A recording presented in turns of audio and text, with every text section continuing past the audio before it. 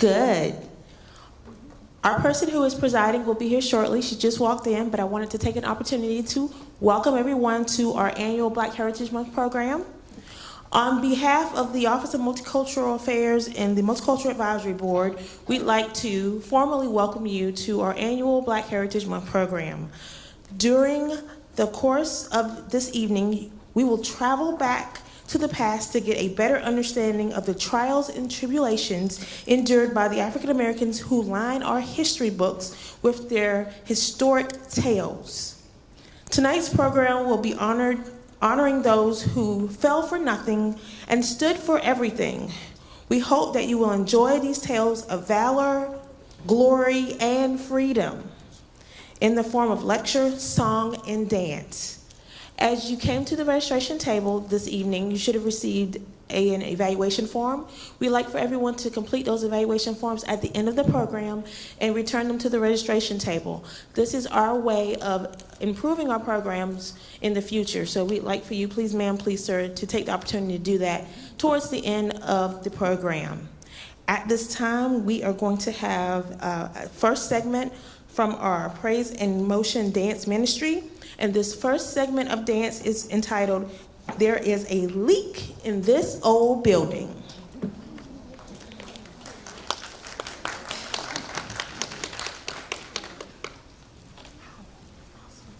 Press that button right there when it's ready.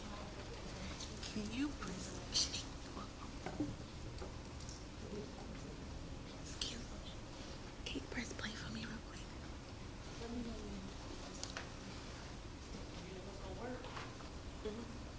Let me know when to press play.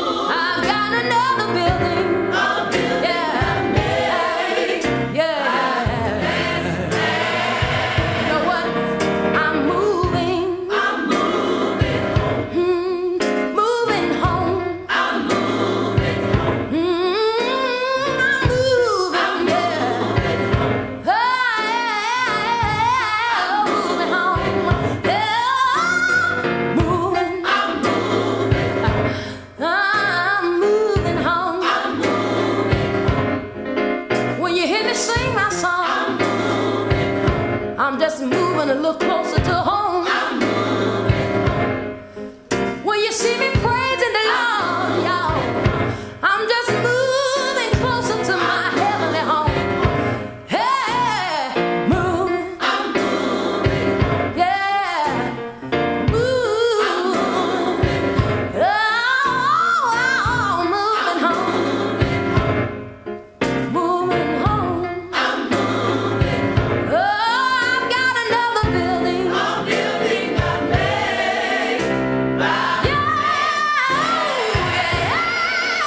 another building, yeah. I made by man's hand. Ooh, yeah. Another building, yeah. I made by man's hand. Yeah, yeah.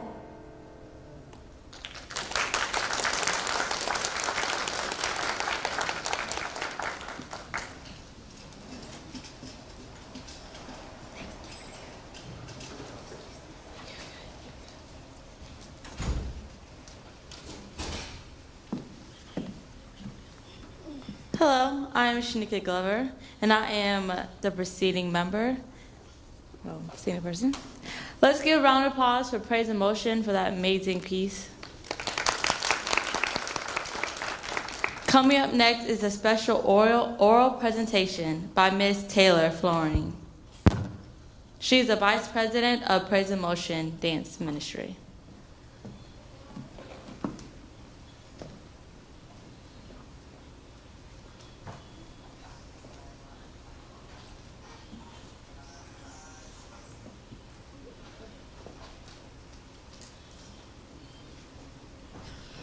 Good evening, everyone. I will be reading a poem called Let America Be America Again by Langston Hughes. Let America be America again. Let it be the dream it used to be. Let it be the pioneer on the plains seeking a home where he himself is free. America was never America to me. Let America be the dream the dreamers dreamed. Let it be the great, strong land of love, where never kings connive, nor a tyrant scheme. Let any man be crushed by one above. It was never America to me. Oh, let my land be the land where liberty is crowned with no false patriotic wreath, but opportunity is real and life is free. Equality is in the air we breathe. There's never been equality to me, nor freedom in this homeland of the free. Say, who are you that mumbles in the dark? And who are you that draws your vow across the stars? I'm the poor white fooled and pushed apart. I'm the Negro bearing slavery's scars. I'm the red man driven from the land. I'm the immigrant clutching the hope I seek and finding only the same old stupid plan of dog eat dog, of mighty crushed the weak. I'm the young man full of strength and hope, tangled in the ancient endless chains of profit, power, gain, of grab the land, of grab the gold, of grab the ways of satisfying need, of work the men, of take the pay, of owning everything for one's own greed. I am the farmer, bondsman to the soil. I'm the worker, sold to the machine. I'm the Negro, servant to you all. I'm the people, humble, hungry, hungry yet today, despite the dream. Beaten yet today, oh pioneers, I am the man who never got ahead, the poorest worker battered through the years. Yet I'm the one who dreamt our basic dream. In the old world was still a strength of kings, who dreamt a dream so strong, so brave, so true, that even yet its mighty daring sings. In every brick and stone and furrow turned, that's made America the land it has become. Oh, I'm the man who sailed those early seas in search of what I meant to be my home. For I'm the one who left dark Ireland's shores and Poland's plains and England's grassy leas, and torn from black Africa's strand, I came to build home of the free. The free? Who said the free? Not me. Surely not me. The millions on relief today, the millions shot down when we strike, The millions who have nothing for our pay, for all the dreams we've dreamed, for all the songs we sung, for all the hopes that we held, for all the flags that we hung, the millions who have nothing for our pay, except the dream that's almost dead today. Oh, let America be America again, the land that's never been yet, and yet must be, the land where every man is free. The land that's mine, the poor man's, the Indians, the Negroes, me, who made America, whose sweat and blood, whose faith and pain, whose hand at the foundry, whose plow in the rain, must be back, our mighty dream again. Sure, call me an ugly name you choose. I steal a freedom does not stain. For those who live like leeches on people's lives, we must take back our land again, America. Oh yes, I say it plain, America never was America to me, and yet I swear this oath, America will be. Out of the rack and ruin of our gangster death, the rape and rot of graft, and stealth and lies, we the people must redeem the land. The mines, the plains, the rivers, the mountains, and the endless plains. All that stretch of these great green states, and make America again. Thank you.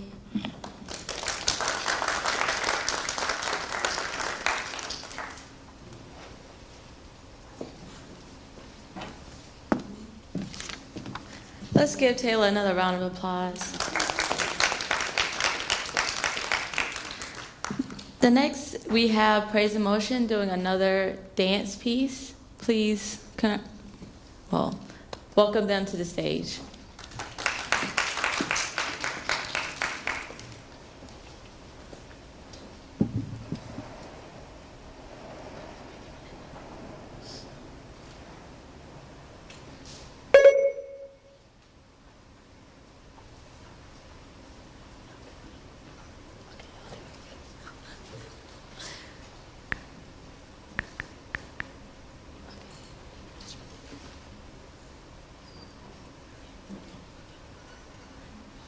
Heaven,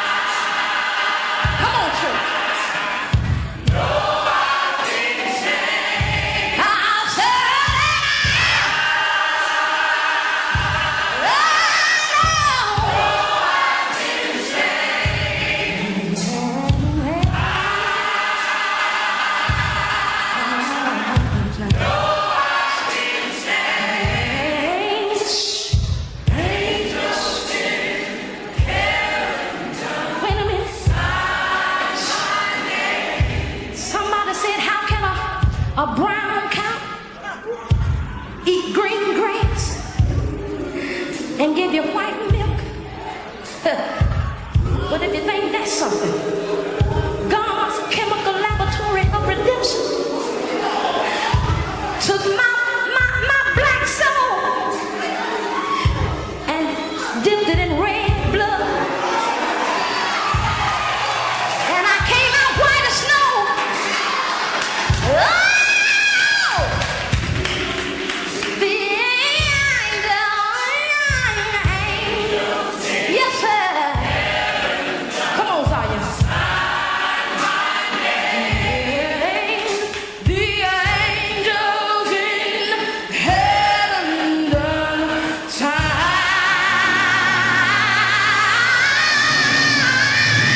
My name.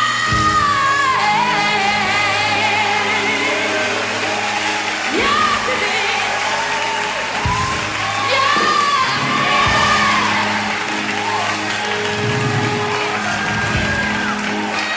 Oh, Lord. Hey, Lord.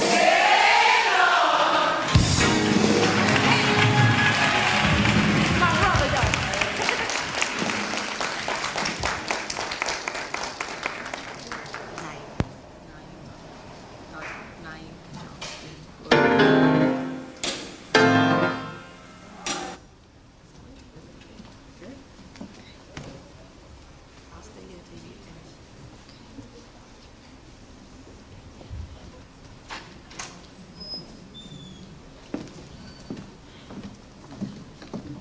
Let's give another round of applause for Praise and Motion's selection of I Know I've Been Changed.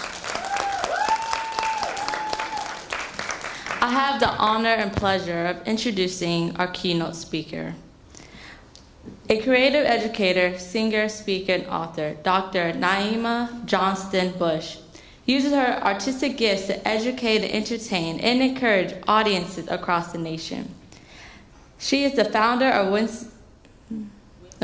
Windsor Educational Services. Dr. Johnston-Bush travels teaching and performing for colleges, businesses, libraries, museums, religious groups, musical venues, and other social and civic organizations. Naima is the author of the booklet, 5 Things I Wish Someone Would Have Told Me My Freshman Year, as well as the book, Go With What You Got, a dream development manual. Her newest book is Psalms, Hymns and Spiritual Songs, Reflections on the Negro Spiritual. She is originally from New York City. Naima holds a BA in Sociology and Women's Studies from Ohio Wesleyan University and an MA in Higher Education Administration from the Ohio State University. She is a former full-time educator and administrator on the university level. Naima completed her PhD in Educational Foundation at the Ohio State University. Dr. Naima Johnston-Bush will be our keynote speaker, and she will present her presentation after Praise and Motion does her selection named Joy.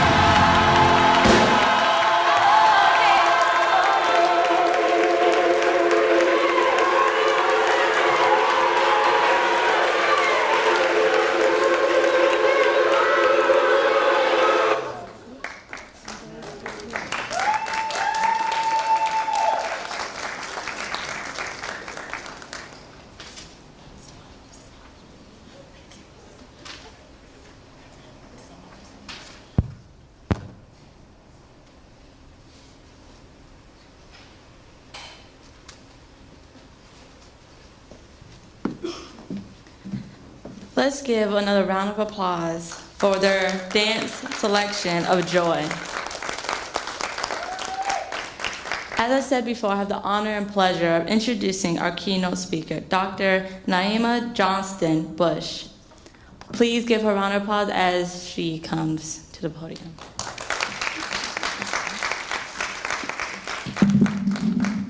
How's everyone doing this afternoon? Y'all awake? I know after they came out here and did their thing. Where I go to church, they would have got a shoe thrown at them. They were so good. That's a compliment when you start throwing shoes. Amen. I'm just not going to be before you very long, maybe about 40 minutes. I want to share with you the history of the Negro spiritual.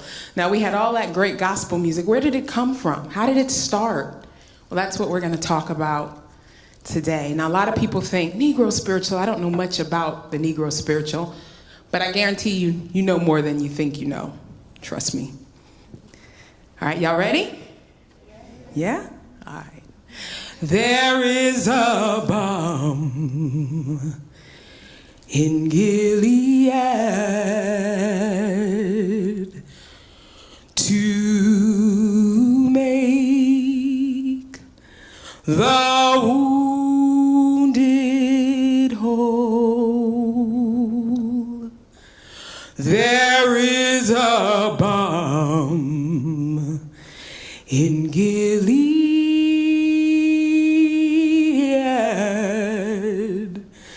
to heal the sin-sick soul. There is a balm in Gilead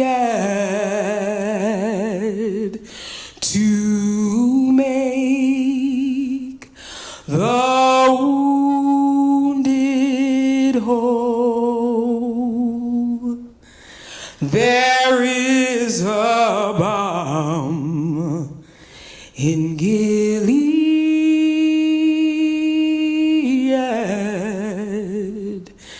to heal the sin-sick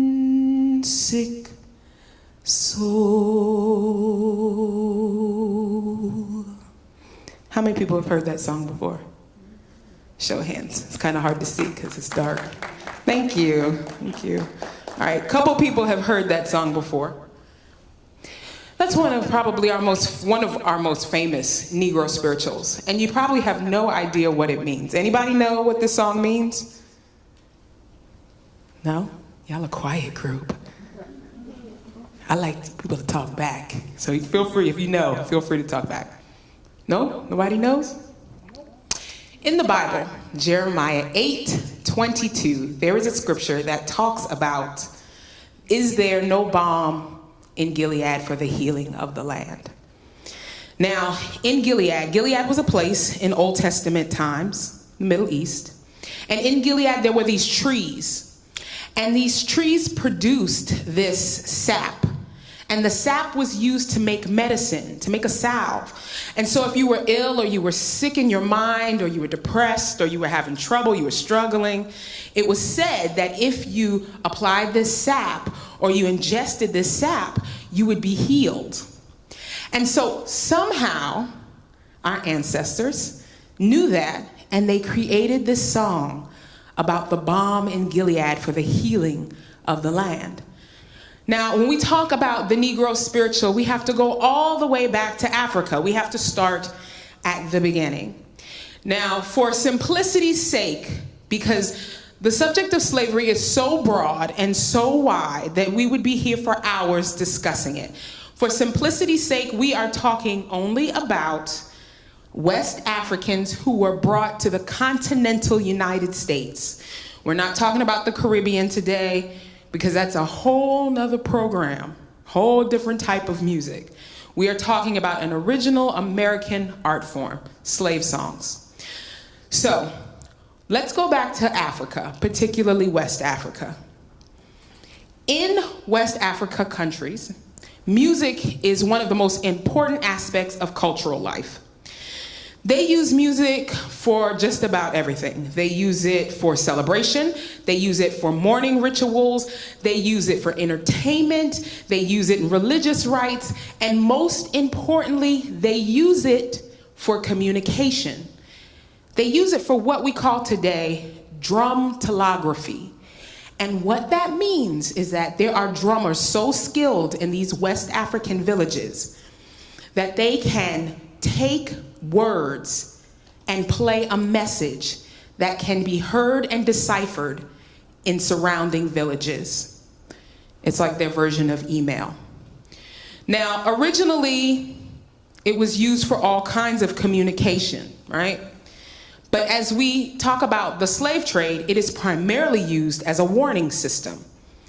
The slave trade gets so bad that entire villages in Western Africa are emptied out. They are totally decimated and deserted because of the slave trade. So these Africans are being captured, sometimes with the help of other Africans, and they are being marched to the coast where they are put in dungeons in places called slave castles. Some of these slave castles still exist. There's El Camino Island. The most famous one that most people have heard about or seen on TV is the one at Goree Island, where the door of no return is. They're brought to these slave castles. They're placed in the dungeon in the dark, and they await their fate. What winds up happening is when it is their time to be loaded onto the boat, they are brought up out of this darkness into this blinding light onto this beach, and they are loaded onto these slave ships. Now, I want you to take a minute and think about this. You can make the trip one or two ways. Keep that in mind, because I'm going to tell you about the conditions of the trip. What we now know as the Middle Passage can take anywhere from 3 weeks to 3 months, depending upon the weather, the route that's taken, and later on, if the British are patrolling the seas, because once the British outlawed slavery, they began to patrol a lot of Western African coastline. And if they're caught, they throw you in jail. So, depending upon those three factors, depends upon how long the trip will take. Anywhere from 3 weeks to 3 months. Once you are put into the ship, you are taken down to the bottom of the hold and you are chained in the dark in temperatures that can get up to 118 degrees. You have no clothes on. You are not allowed to go to the bathroom. You get up maybe once a week to be exercised on the top of the deck. Your body is rubbed sore where you're manacled. You're eating strange food and you're exposed to diseases you've never been exposed before. You're eating strange food and the boat is rocking. And if you're a woman, you can imagine how terrible that must be if you're on a boat with no clothes on for 3 months and not allowed to go to the bathroom. Keep that in mind, because remember I said you could go one or two ways. You can go flat packed, or you can go tightly packed. Flat packed means you make the entire journey laying flat on your back, chained to the person on either side of you, in a space about that wide. So you can't sit up, you can't move. Tightly packed means you make the entire journey lying on your side. Can you imagine what it must be like to lie on your side for 3 months in that kind of condition? And then there are cases where they run out of supplies or they're almost caught by the British.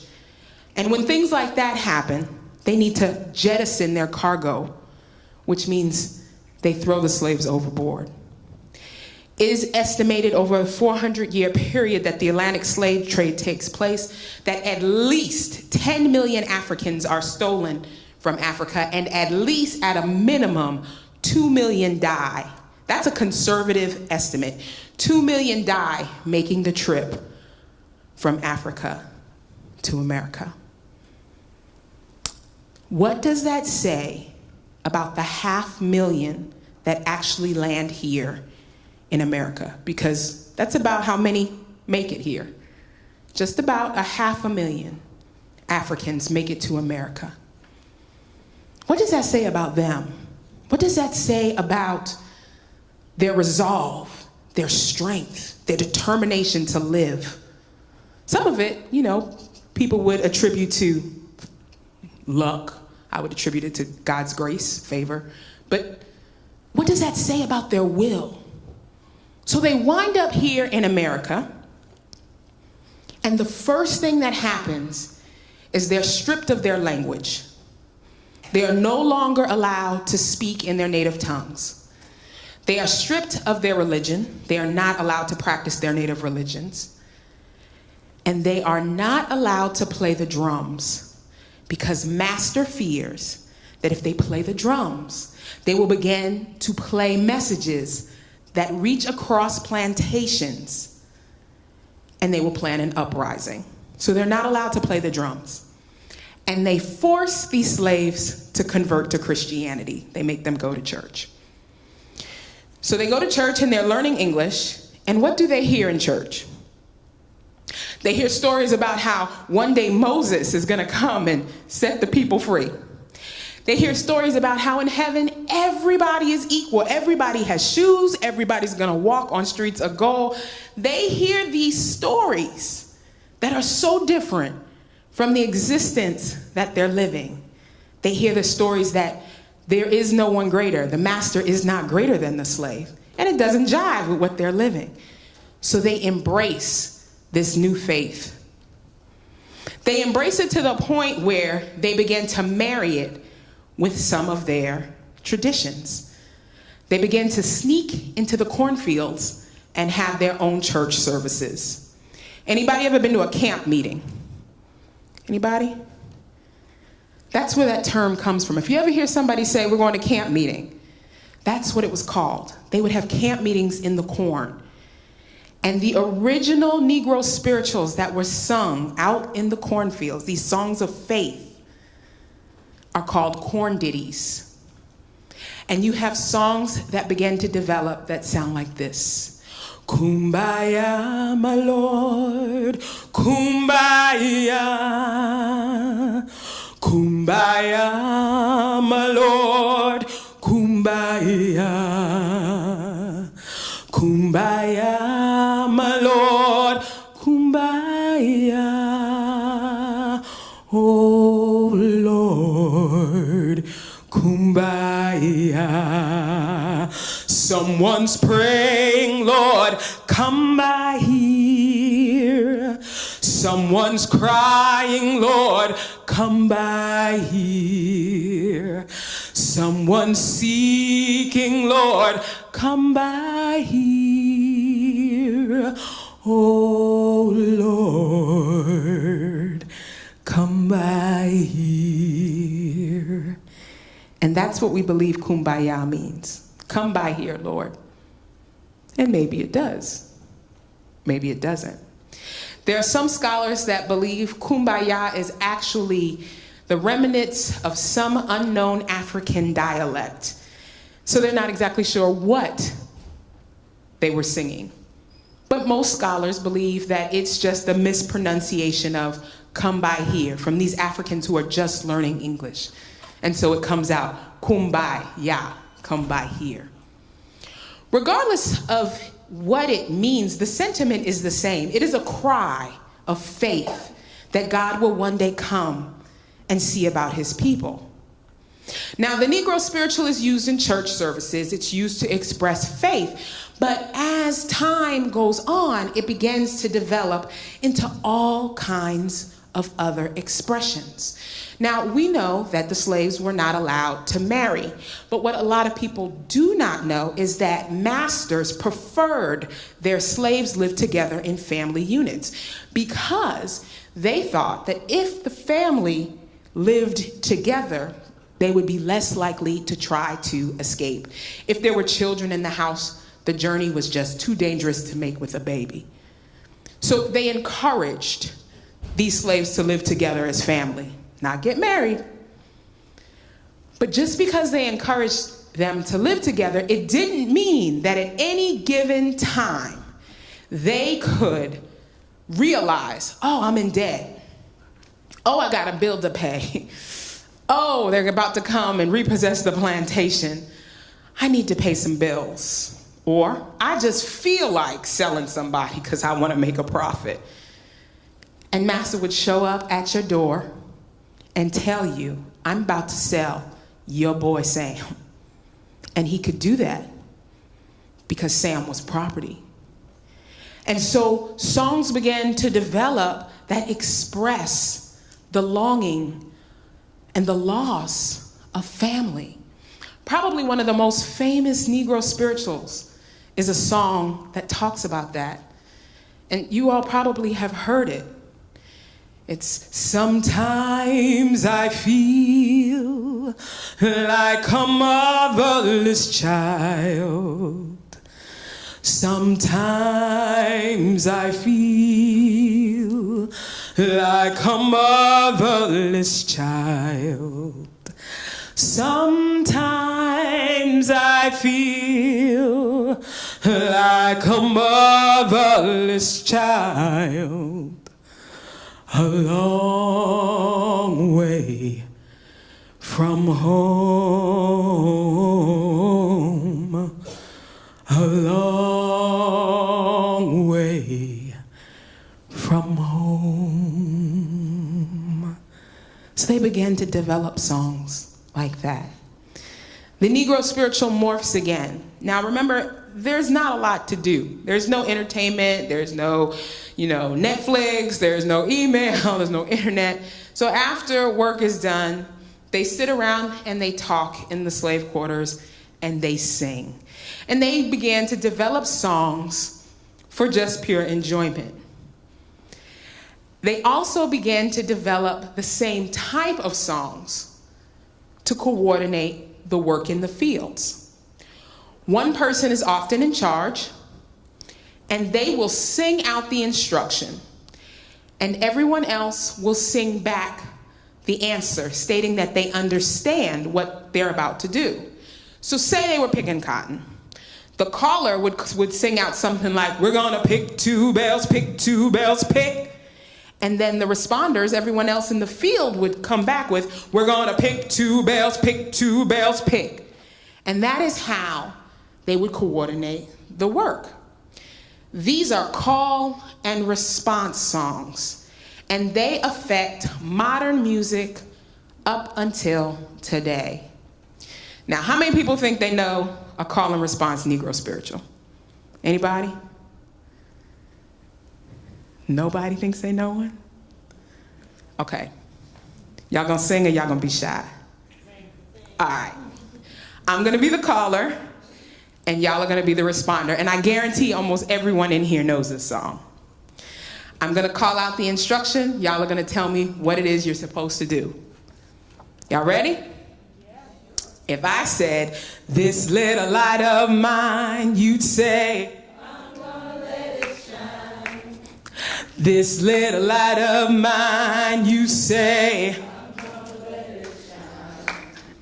And this little light of mine, and you'd say, I'm gonna let it shine. Well, let it shine, let it shine, let it shine. Now, how many people knew that was a Negro spiritual? Okay, 1 or 2 people. And that's a call and response song. Now, call and response songs have impact on all kinds of music today. Hip hop, rock and roll, modern gospel music, cheerleading, give me an A, A. It has impacted all kinds of music, especially R&B and pop music. Now, a couple years ago, there was a really big song that was on the charts that was a call and response song. I don't think the artist knew that's what it was, but the tradition is so entrenched in our culture that we sing like that all the time, and I bet you a lot of you know it. So if I said, who run the world? Now when I do that for middle schoolers, all the boys be like, boys! Beyonce, Everybody in the world knows who Beyonce is.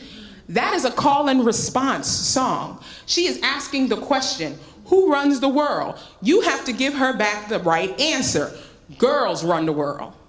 You see, our ancestors laid the foundations for this musical format that we still use today, and we're not even aware. It's so ingrained in our culture. And that's what the Negro spiritual has done. It really is fascinating because the next step it takes after coordinating work is to begin to hide clues in songs so that the slaves can escape. When you hear a Negro spiritual, a lot of times, and they talk about, we're gonna cross over Jordan River, they're talking about the Ohio River. Because before the Fugitive Slave Act, once you got to the other side of Ohio River into Cincinnati, you were free.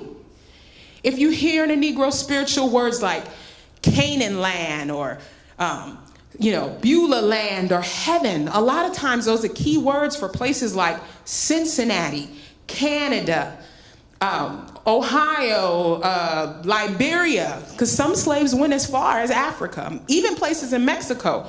One of the things that a lot of people don't know is that before the Underground Railroad ran north, it actually ran south to Florida, because Florida was under Spanish control for many, many years. And once you converted, if you escaped as a slave and you got to Florida and you converted to Catholicism, they would not send you back. Catholics cannot be slaves. And so they would not send you back. It got so bad that the United States government sent a letter to the Spanish crown asking them to stop letting the escaped slaves into the state. Well, it wasn't a state then, it was a territory. Because they feared that they were gonna empty out Georgia, South Carolina, and Alabama of all of their slaves. It's much easier to get to Florida from South Carolina than it is to get to Ohio. So for many years, the Underground Railroad actually ran that way. So the songs began to become maps. When you hear songs like, wade in the water, wade in the water, children, wade in the water, God's gonna trouble the water. That is actually a code song, and it means that if you are being chased by dogs, because that's the first thing the slave catchers did, they let the dogs out after you, the best thing you could do was get in the nearest body of water because dogs cannot smell through water. Now, my husband is here. I don't know if he's gonna come and tell his story. Are you gonna come and tell your story? Okay. He likes to tell this story. It's like his favorite his favorite story. And it has to do with code songs and the Negro spiritual. Are you coming up or are you going to stay down there? We're a small group. We're okay, right? Yeah. All right. Okay. So we know that the slaves used everything that they could for tools, right? So when the slaves would be picking cotton or sugar cane or rice or whatever, they would use out these hollowed out squashes or gourds, and they would use them to fix water for each other, and they would pass the water out. So we know when we think about a hollowed out gourd or a squash, what constellation do we think about? If you're spooning up some water or something like that, or what? What constellation? Somebody said it.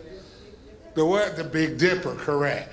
So when they would use these dippers, there was a abolitionist, because we know white people did help in helping their slaves stay slaves. So there was this white abolitionist who came down. They called him Peg Leg Joe, and he would go from plantation to plantation, and he would teach the slaves these songs about the Big Dipper. And it goes a little something like, follow, now she's the singer, I'm the preacher, so don't hold me accountable, okay? It goes, follow the drinking gourd, follow the drinking gourd, for the old man is waiting to carry you home. follow the dream, King Gordon. So the slaves knew when they heard this song, and it was a clear night, and they looked and they saw the Big Dipper, that if they can follow the Big Dipper, they can get north to New York, Philadelphia, Pennsylvania, or even Ohio. So that's all I got, folks. Thank you. My middle schoolers always say, why they call him Peg Leg? I was like, because he had a peg leg. Then they're like, was he a pirate? I'm like, no, he wasn't a pirate. He was a ship captain. But he did have a peg leg. Some people say that story is purely fictional, and yeah, but I think it's true, and I love it. I think it is a fascinating story. But we do know that regardless of if there was a peg leg Joe or not, that story, that song contains clues to help slaves escape. Now, the Negro spiritual makes one more important shift, and that is it turns into songs of rebellion, defiance. These are the songs that we often hear sung when we talk about civil rights music. Civil rights music, a lot of it is Negro spirituals where the words have just been changed just a bit to fit that particular situation. There are some horrific stories of slaves who were so determined that they would not be slaves that they did some things that we would think of as unthinkable. Not too far from here, we know the Georgia Sea Islands are. The Gullah people live there. And they were transporting a group of Igbo or Igbo, depending upon who you ask how it's pronounced, people, specific tribe from Africa. They were transporting them from St. Simon's Island they were transporting them to St. Simon's Island. And so they at some point made a decision that they were not going to be slaves. And so they got to the harbor, they let them off into the water. They were in water about up to their necks, and they told them to wade to shore. And as they began to wade to shore, they began to chant and sing, "Water brought us, water take us home. Water brought us, water take us home." And they proceeded to drown themselves and each other in full view of everybody on the beach. They were so determined they were not going to be slaves. There's the story, it's a very famous children's book. A lot of you have probably heard of it, When the People Could Fly, or When the People Had Wings. And it tells a story about how Africans originally had wings and we could fly. We lost our wings in the Middle Passage. So they went to the local conjurer man and they said, we want to, be free again, make us a powder. And he does this charm and they grow these wings. It is thought that those people flew right off a cliff. They made a suicide pact, determined that they would not be slaves, and they jumped off a cliff. And probably one of the most gut-wrenching stories, the book Beloved is based on the general principle of this story, is the story of Margaret Garner, who escaped with her husband and children across the Ohio River, made it into Cincinnati, and was caught by the slave catchers. And as they surrounded the house, she took her children into the bedroom and proceeded to try to murder them. She was successful in slitting the throat of her youngest child. Right after that happened, it was a big outcry because they said that she should go on trial. But how do you try property? She's not a person, she's property. So what is she guilty of? Destruction of property, not murder. They went back and forth over whether or not she should be tried. And finally, they surrendered her back to her master, who took her back across the Ohio River. They were in the boat, and the boat capsized. She was in the boat with her remaining daughter.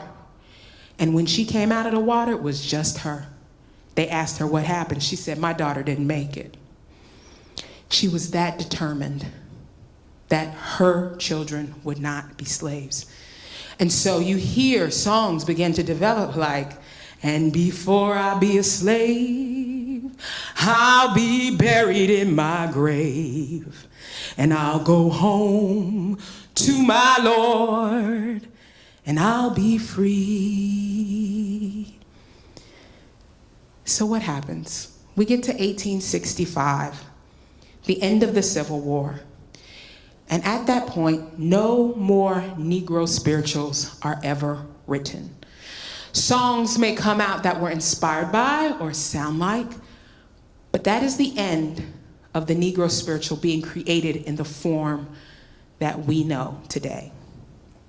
Why does that happen? It happens because at the end of the Civil War, African Americans began to leave the plantation. They go looking for family. They don't want to sing those sad songs. They don't want to think about life on the plantation.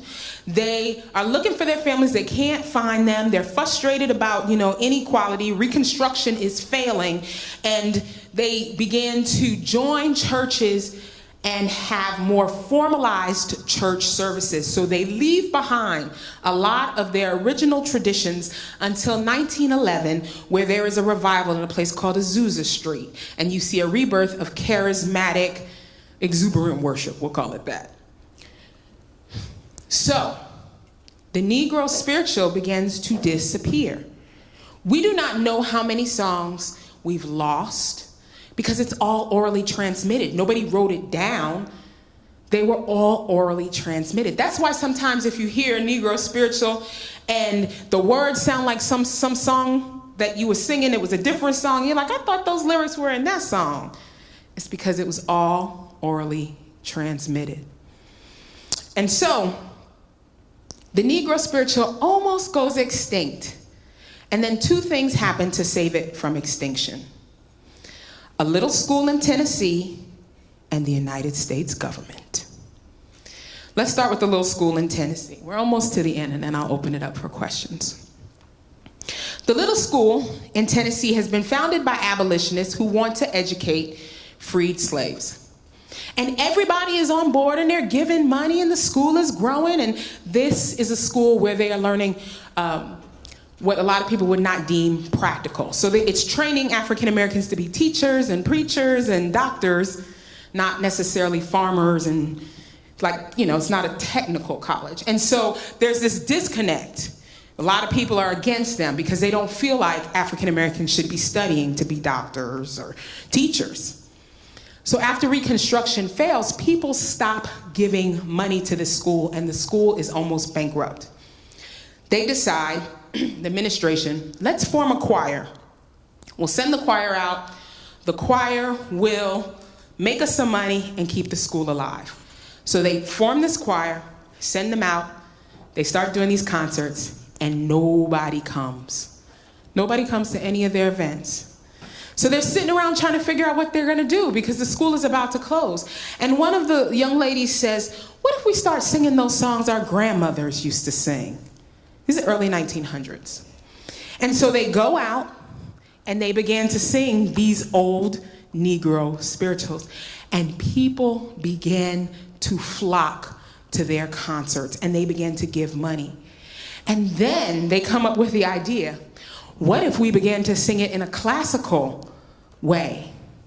So the Negro spiritual morphs, and instead of singing go down Moses, they start singing, every time I feel the Spirit moving in my heart, I will pray.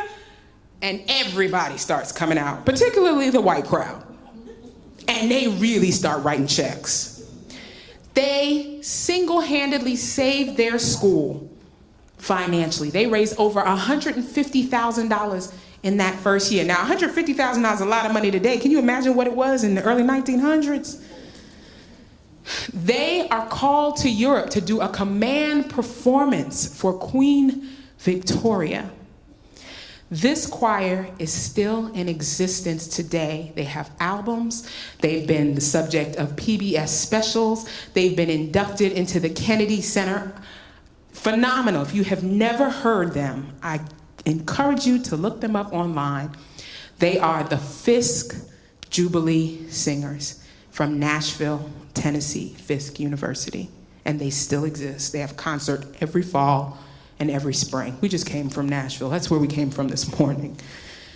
So they wind up bringing the Negro spiritual back to the forefront. Now, how does the government play a role? As we get into the 1900s, the last of the Confederates are starting to die off. And somebody says, we probably should send some people down there and document their stories. We don't want to lose their stories.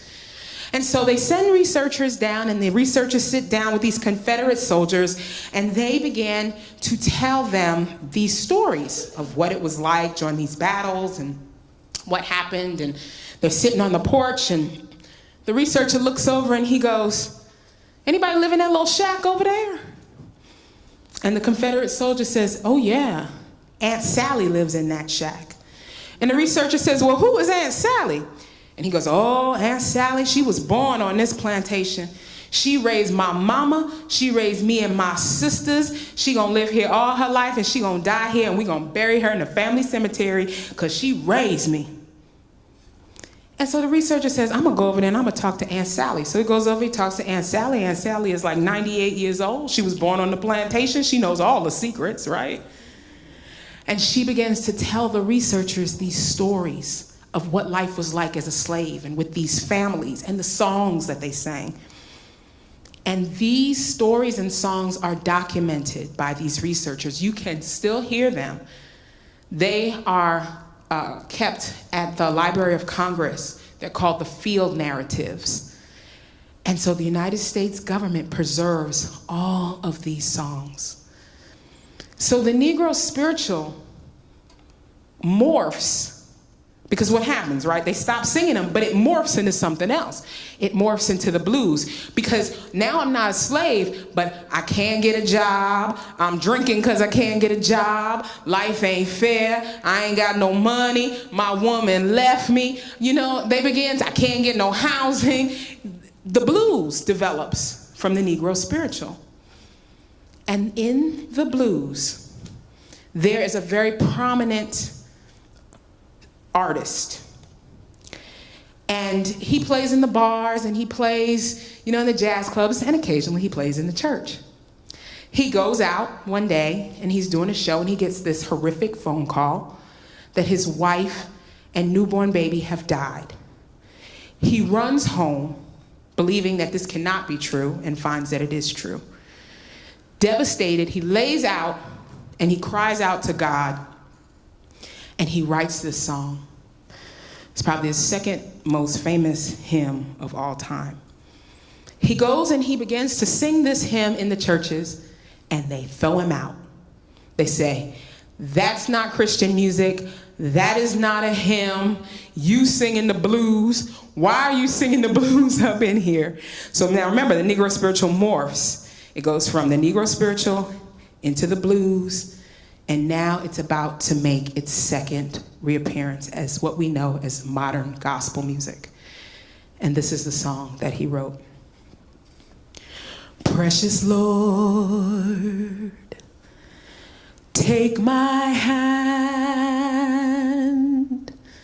lead me on, let me stand.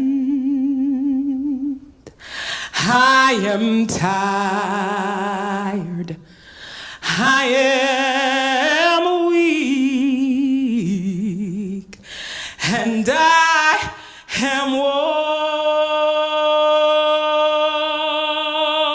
worn through the storm,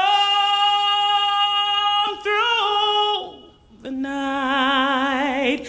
Lead me on to the light. Take my hand, precious Lord, and lead me home. Thank you.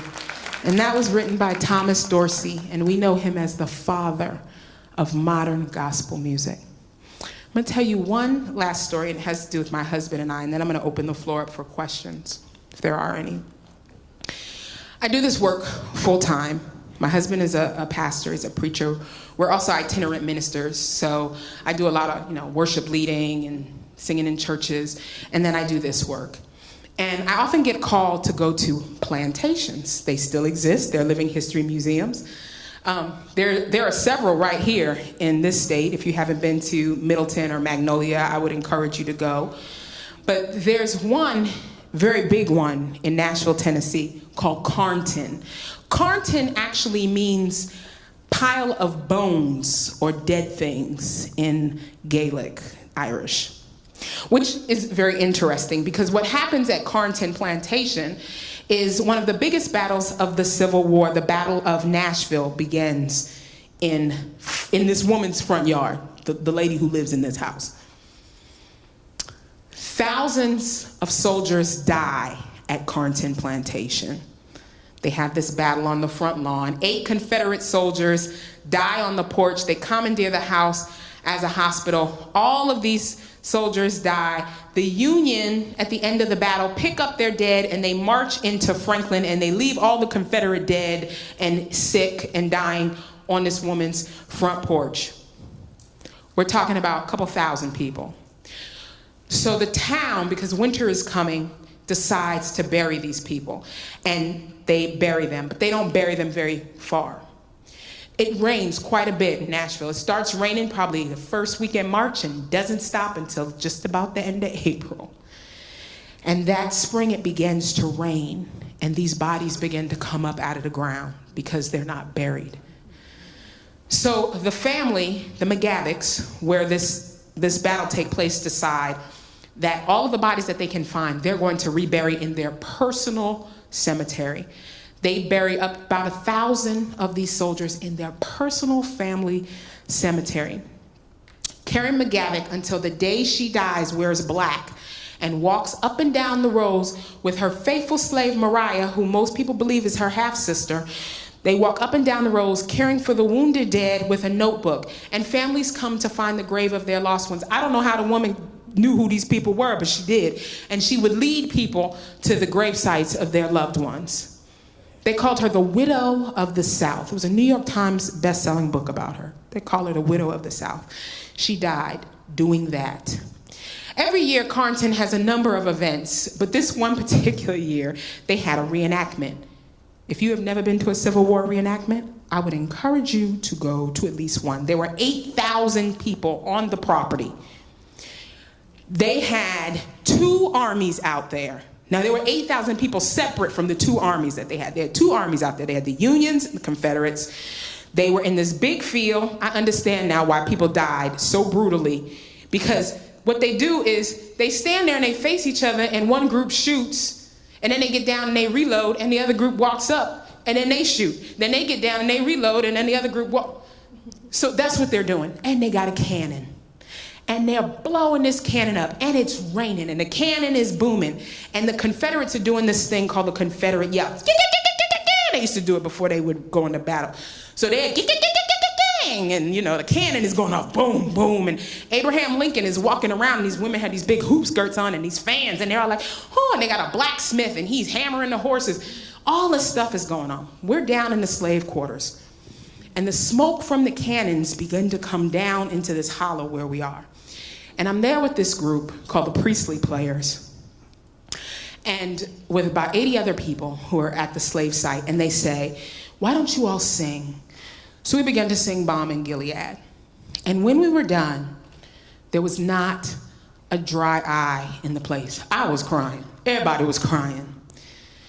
Now, I don't know if this will make any sense to you all. My father calls this race memory, but it was almost like we slipped out of time and we were back in 1863 in this slave cabin, and we were the slaves waiting for deliverance as this battle was taking place. And I can't even explain it. I still get choked up when I think about it. But I got this ache in the pit of my stomach as I began to think about the people and who had died so that I could come and sing in this sacred spot. And as I stood there, 2 thoughts came to my mind. The first one, I always like to preface with, seems like it's a little rude. But when I tell you what the second one was, the first one will make sense. I was standing there with my head down at this plantation, which is very different from doing it at a school.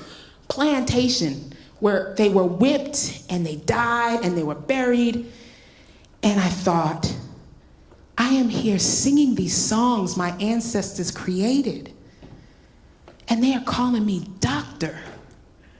And they're giving me a really big check to do it. And then the second thought that I had was from that Maya Angelou poem that I think most people have heard at least once, Still I Rise. It dawned on me as I thought about all that I had went through to be a doctor, all they had gone through so that I could be a doctor.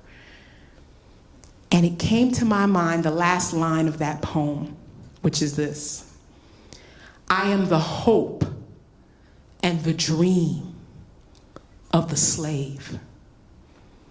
And I wept because I truly understood what that meant at that moment. These are not just songs that we sing. These are living, breathing memories. They belong to all of us because we can never forget the history behind them, the pain that birthed them, and the triumph that comes out of them.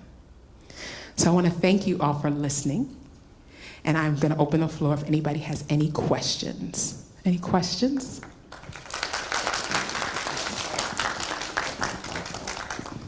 Hi, I'm Dr. Johnston-Bush. My name is Florence, and I first want to thank you so much for coming out here and for delivering that message to all of us. I really appreciate it. I was personally very touched by your story at the plantation where you had that enactment at the plantation. My question for you is, what type of advice, other than possibly visiting a plantation, what type of advice, what can we do to continue that legacy and to not only celebrate African Americans just in February, but throughout the year? Is there any website or anything that we can do to become more informed and to really begin to grasp our culture more?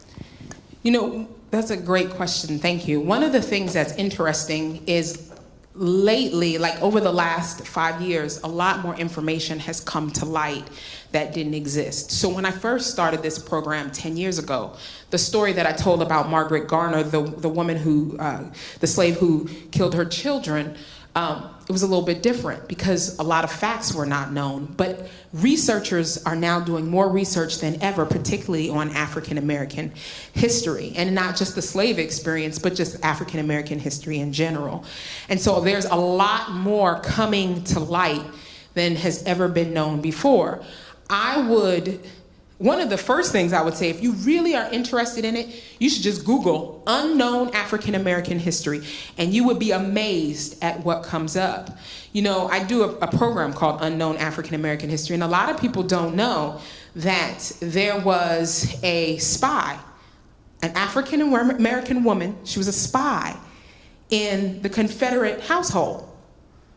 People don't know that, you know, and there are a number of stories like that we are just starting now to discover. And so that would be the first thing I would say. I would just say Google unknown African American history and you would be amazed. A lot of states also have African American historical societies.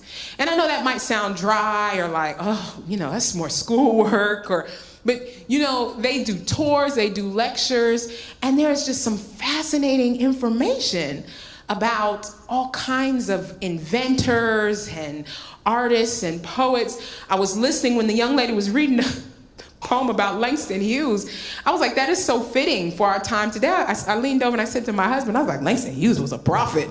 Because who would have thought, you know, when we think about all of the great artists from the Harlem Renaissance that are being rediscovered now, there's just so much out there.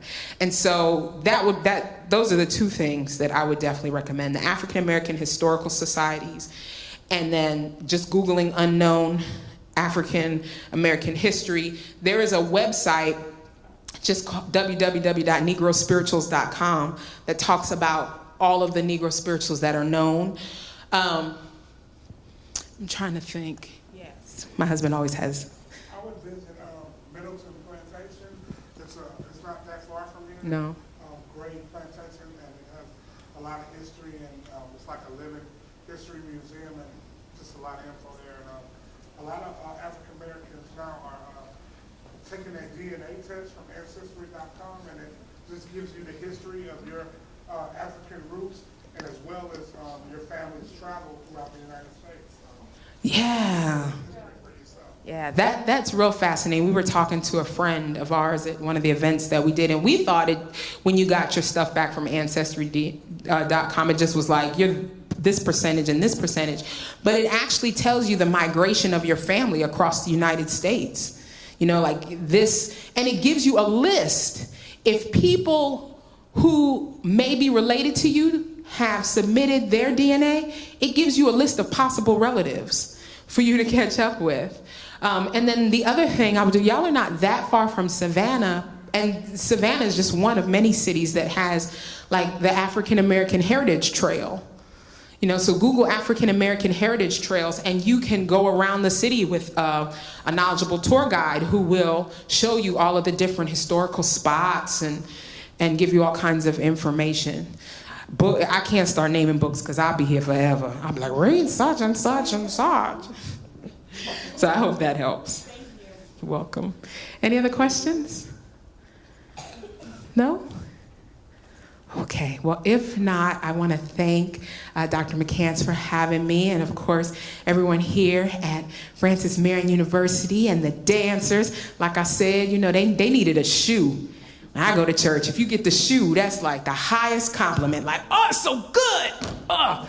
So thank you for your ministry. It was truly a blessing. And it was an honor to be able to be with you all this afternoon. My husband and I will be around for a little while. If you want a business card or you have a question that you don't want to ask outright, we will be right out there for a little bit. We've got our doggies, so we won't be around too long because we're heading back to Jacksonville tonight. So thank you. God bless you. Thank you so much, Dr. Naima Johnston-Bush. I want to make sure I got your name right. This is, I totally, really enjoyed your presentation because, you know, I was brought up in the church. I've listened to all those songs all my life, and now I know that there's a story behind it. And now I'm a reference librarian, so I'm going to do my own research. So we'd just like to give you a token of, show our token of appreciation of your coming and for your awesome presentation. Yes. My husband will probably commandeer it because, oh, it's a cup. Yeah, he's going to commandeer it. Is he going to steal it from you? Yeah, probably. Oh. He likes the university name. Yes. Well, thank you so much. Thank you. So let's give her another round of applause.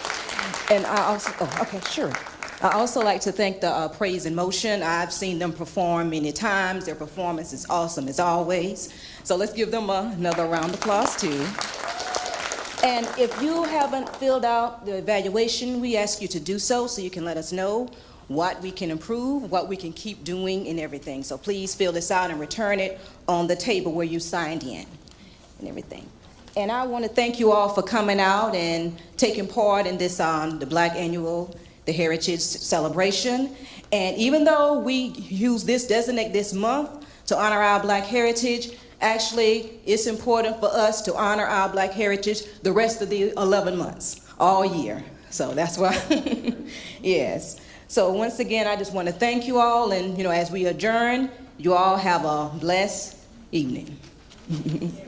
Thank you.